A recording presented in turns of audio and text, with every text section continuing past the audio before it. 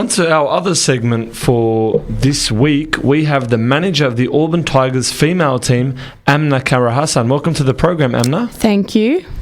And just going on the topic of being normal and religious, Amna recently, last year, along with another sister by the name of Lael, set up a team for the Auburn Tigers AFL club. Now, the Auburn Tigers AFL club, a bit of history, they recently started last year, so they're a new team into the system of AFL in New South Wales, and they had a men's team which went undefeated all year. I actually played for them, and we won the premiership. They won the premiership, and it was a lot of success. I got a lot of media coverage, all these Muslims with beards dominating our Aussie game of AFL, and now there's a sisters team involved, which is not predominantly Muslim based. Is that right, Amna? Can you tell us a bit about the team? Well, it's a multicultural team, and the idea came from Ali Faraj, who started the boys' side, and he said to me, Amna, what do you think about, just kicking this off? And I said, all right, I'll try it. It's something new. It's a challenge.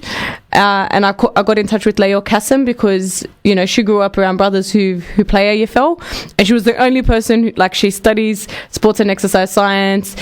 She plays various sports. She's very athletic. And as well, she does personal training. So I thought initially we'd have to do fitness until we got a coach anyway.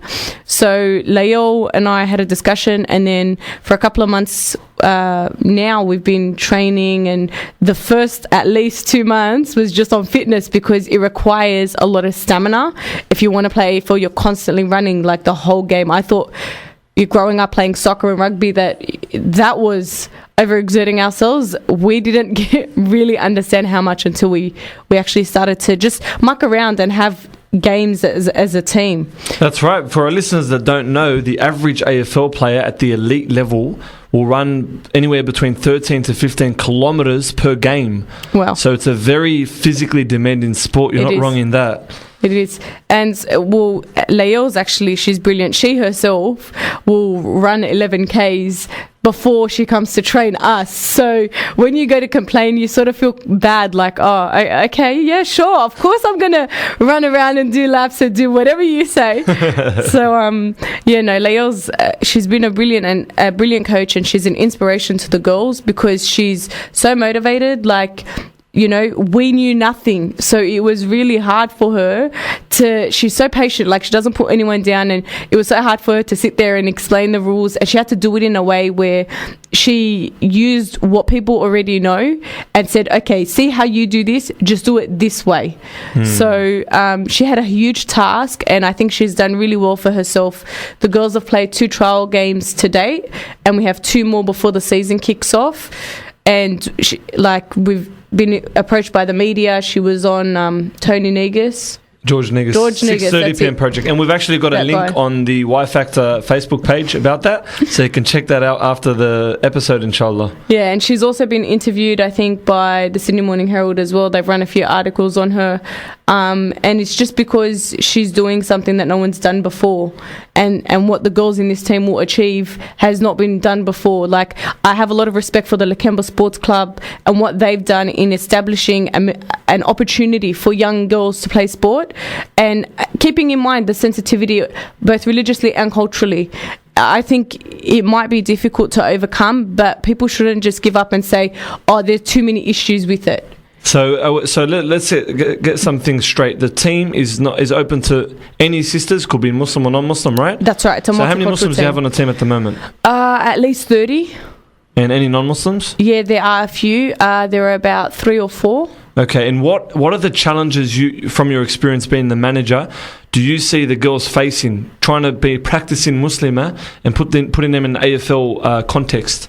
One of the things that we had to overcome very early on was clothing. So what will the girls wear on the field? Does it meet AFL guidelines? And also, does it meet the Islamic sometimes it's more dress cultural code than it is religious in terms of dress code.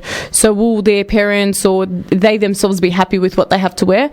So AFL was very accommodating. They, said that we can provide longer shorts, longer jerseys in terms of the length of the sleeves. and you wear socks anyway. So the girls wear skins underneath their jersey tops, and they have the option of wearing long shorts, like they've been accommodated to in that sense. The hijab just has to be a slip-on, so there's no pins, so just for their own safety. So in terms of how they're dressed, it's very modest anyway, and ultimately it comes down to that girl. Like, the option has been put on the table, and it's for her to take that option. Awesome. And I think it's a really good initiative. Girls especially Muslim girls, are breaking into sport, and one of those. So do you feel in the coming years there will be more upcoming teams, younger sisters who want to get involved? You might have another Division 4 team next year, or a under 14s team. Do you see the potential in this program? Definitely, it's something that I hope to pursue at least over the next 3 years. Like, that is my personal goal, that I make a long-term commitment and see it well established.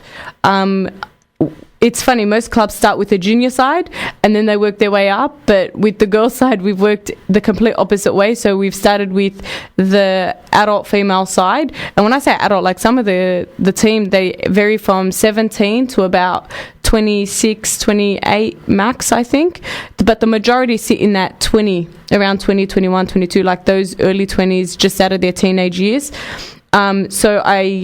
We hope that the girls will develop, like, they have an opportunity, and this is what I love about this team, that all this team, every single girl on this team has an opportunity, and that opportunity is to be involved in volunteering. It is to network with other girls. Like, some of the girls, one of the things that they said to me was the reason they love this team is because they come and they have a sisterhood that they've never had an opportunity to experience before.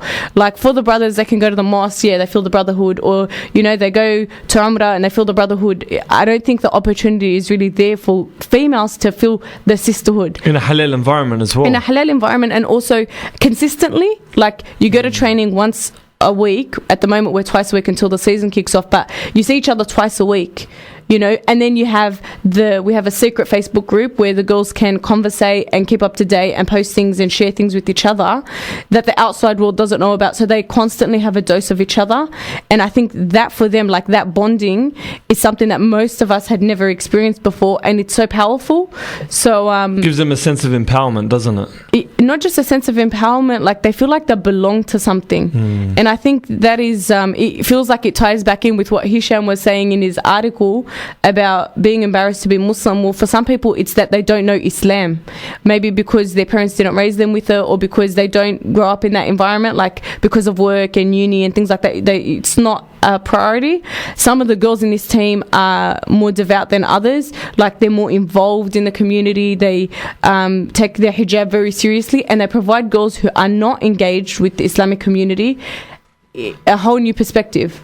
Okay, awesome. That sounds brilliant, and from the Y Factor, wish you all the success in the coming future. If there are any sisters out there who want to get involved or want to ask some questions or have any queries about the female team, where can they go? Go onto Facebook and type in Auburn Tigers AFL female side, and you'll have to request to join so I can check that you're sisters. And once you request to join, inshallah, I'll accept, and we can conversate as much as you like. Awesome. Thank you very much, Amna, for your time today. Thank you. And just on the topic of sport, there's a massive event coming up called the Oztag Community Cup of 2011. This event will be held on Sunday, the 22nd of May. The time will go from 8 a.m. to about 7 p.m. What it is, it's a massive Oztag competition, but it'll also be a festival. There'll be amusement rides, food stalls, camel rides. The animal farm will be there, and if the council approves, there will be fireworks on the night.